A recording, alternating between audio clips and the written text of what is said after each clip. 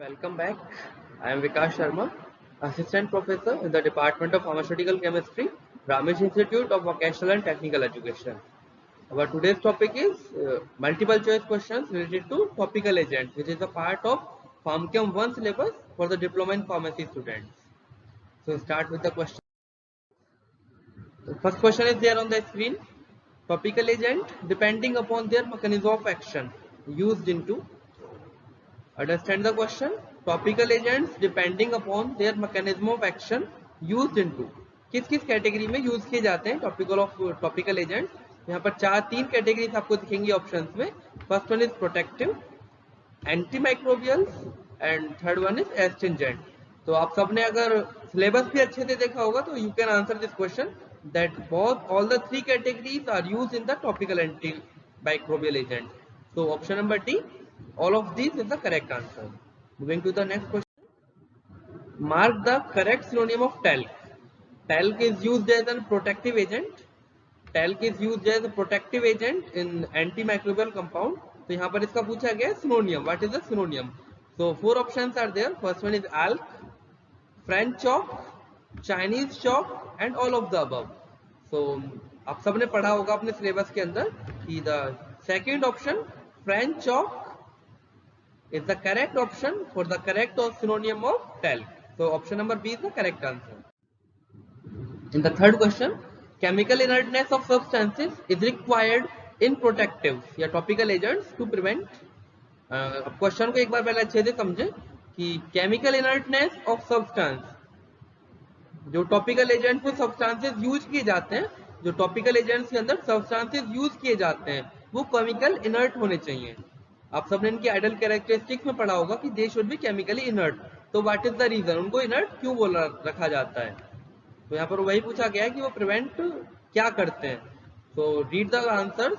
First one is to prevent cuts on skin, second one is to alter systemic blood flow, third one is to prevent any local irritation and D is the all of the above. तो आपको अपना brain apply करना है कि अगर chemically inert होगा आपका topical agent तो वो क्या हेल्पफुल करेगा, क्या हेल्प करेगा आपकी. तो आप देख सकते हैं कि ऑप्शन ए एंड बी बहुत अलग हैं, they are not the correct answer. And option number C, any local irritation. Topical agents inert होने चाहिए. क्यों इनर्ट होने चाहिए? Because they can prevent local irritation on the skin. जहां भी आप उनको अप्लाई करेंगे वहां वो लोकल इरिटेशन को प्रिवेंट करें. तो option C, local irritation is the correct answer. In the option number 4, question number 4, यहाँ पर आपको एक केमिकल रिएक्शन दी गई है जो कि आपने प्रिपरेशन ऑफ कंपाउंड्स के अंदर पढ़ी है. What will be the final product of following reaction. आपको एक केमिकल रिएक्शन देखने को मिली है एंड आपको बताना है कि what is the final product here. So आप रिएक्शन एक बार देखें अच्छे से.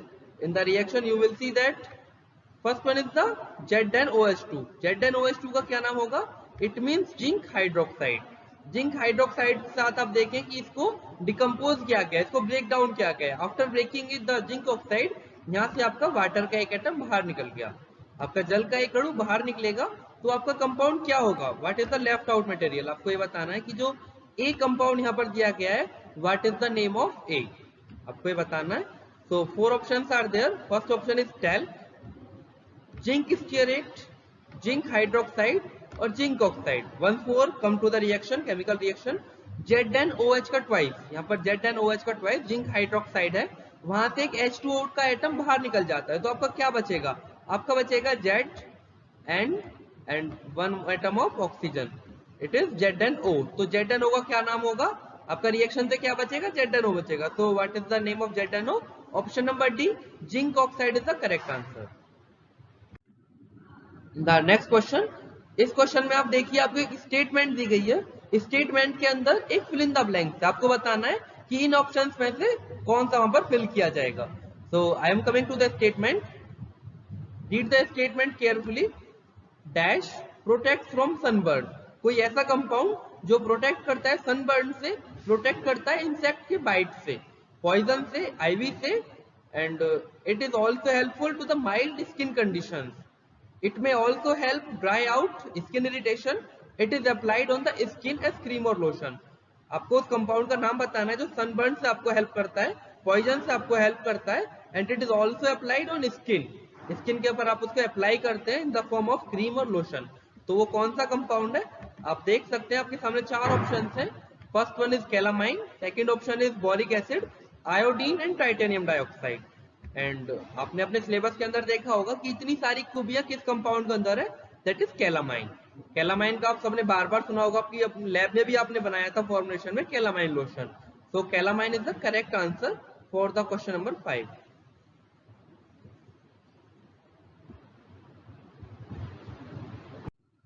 Coming to the next point, question number 6.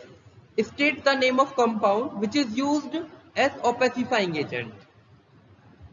काफी सारी फॉर्मुलेशंस के अंदर उस कंपाउंड का आपको नाम बताना है जो ओपेसिफाइंग एजेंट की तरह काम करता है, ओपेसिफाइंग एजेंट की तरह एक्शन शो करेगा। It is also known as solar ray protective. जो सोलर रेज आती है, रेडिएशंस आते हैं, उनसे भी आपको प्रोटेक्ट करने में हेल्पफुल होता है। So again 4 options are there. आपके सामने 4 ऑप्शंस यहाँ पर दिए गए, zinc stearate, boric acid, iodine and titanium dioxide. तो आपको बताना है what is the correct answer. Titanium dioxide is the correct answer for this question. Titanium dioxide is used as opacifying agent and it is also used as solar ray protective. In the question number 7, substances that are applied to non-living objects के ऊपर आप उनको apply करते हैं to destroy microorganisms. Microorganisms के ऊपर आप इसको apply करते हैं and it is applied on the non-living things. तो आपके सामने 4 options are there. The first one is disinfectant, antiseptic, bacteriostatic and titanium dioxide. It is a molecule, तो ये बाहर हो जाता है रेस से। This is not the correct answer, titanium dioxide. आपके सामने अभी 3 ऑप्शंस हैं, bacteriostatic, antiseptic and disinfectant. Coming to the question again, substances that are applied on non-living things.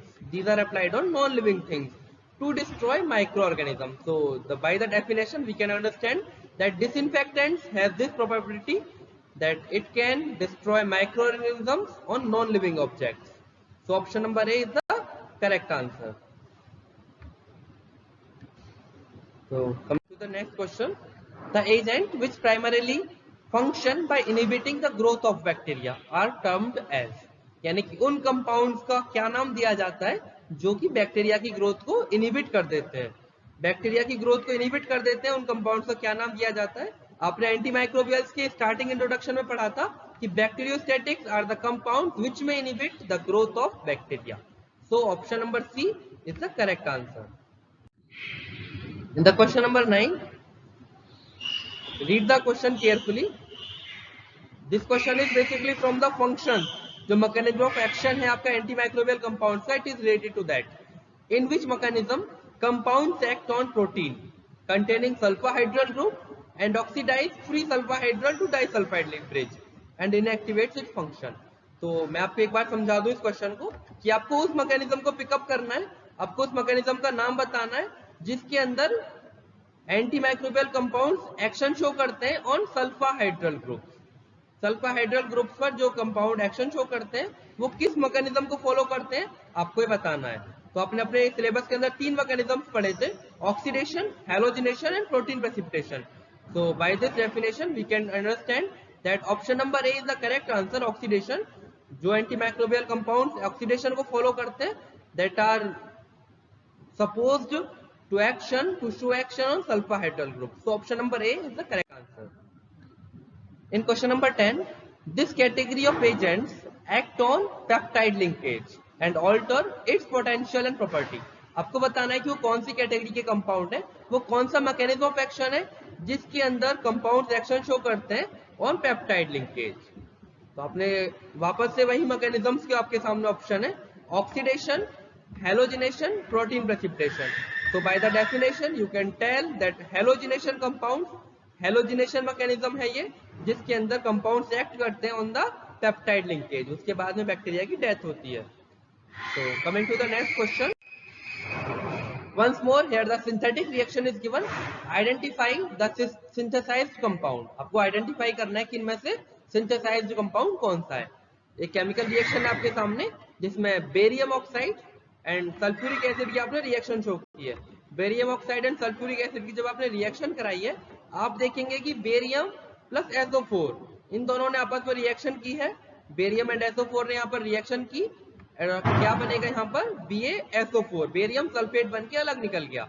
आप देखिए कि आपके कंपाउंड के अंदर क्या बचा, आपके कंपाउंड के अंदर अभी 2 चीजें बच जाती हैं। क्या क्या? First one is 2 atoms of oxygen and second one is 2 atoms of hydrogen. ये दो चीजें बच जाती हैं, so the product will be H2O2। What is the correct option? Option number C, hydrogen peroxide is the correct answer. आप reaction को एक बार अच्छे से समझेंगे तो आप अच्छे से आंसर कर सकते हैं केमिस्ट्री के क्वेश्चंस को। इन the next question, select the correct formula of potassium permanganate. आपको पोटेशियम परमैंगनेट का फॉर्मूला पिकअप करना है कि what is the correct formula. तो यहाँ पर आपके सामने चार ऑप्शन है, KMnO2, यहाँ पर 2 ऑक्सीजन के एटम है, this is the wrong answer. In the next question it is MnO2, it is known as manganese dioxide, and next option is KMnO4, and you better understand that KMnO4 is the correct answer for the formula of potassium permanganate. So coming to the next question, bleaching powder. Bleaching powder is also known as, आपको इसका synonym बताना है, what is the synonym of bleaching powder? आपके सामने once more 4 options are there. So option number B, calcium oxychloride is the correct answer to this question. Calcium oxychloride is also known as bleaching powder. In the next question, mark the incorrect option for the use of bleaching powder. Bleaching powder के लिए यहाँ पर 4 uses दिए गए हैं, आपको correct और incorrect one आपको पिक करना है, जो गलत है आपको बताना है। It is use for bleaching option, bleaching cotton के लिए इसको यूज किया जाता है, बिल्कुल ठीक बात है, this is the correct. It is also use for bleaching washed cloth in laundry, तो this is also correct option. Use as replacement of caustic soda, यहाँ पर बात थोड़ी गलत हो जाती है। Use as replacement of caustic soda, caustic soda की तरह आप इसको यूज बिल्कुल नहीं कर सकते, तो this is the incorrect answer. आपको आपका करेक्ट आंसर मिल गया है, option number C is the correct option for this question number 14। It is not use as caustic soda.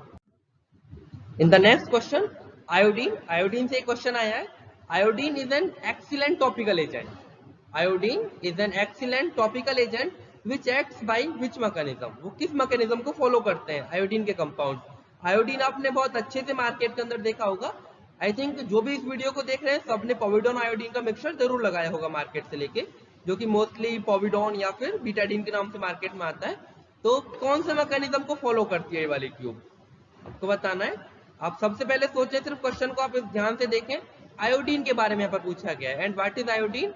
Iodine is known as one of the halogen atom. Iodine एक तरह से halogen atom की तरह काम करता है, iodine, chlorine, bromine. And so by this name, आपको question में हेलोजन मैंने बोला कि iodine is used as halogen, तो आपको आंसर मिल गया होगा that option number B, halogenation is the correct answer to this question. Iodine halogenation के थ्रू बैक्टीरिया को किल करता है।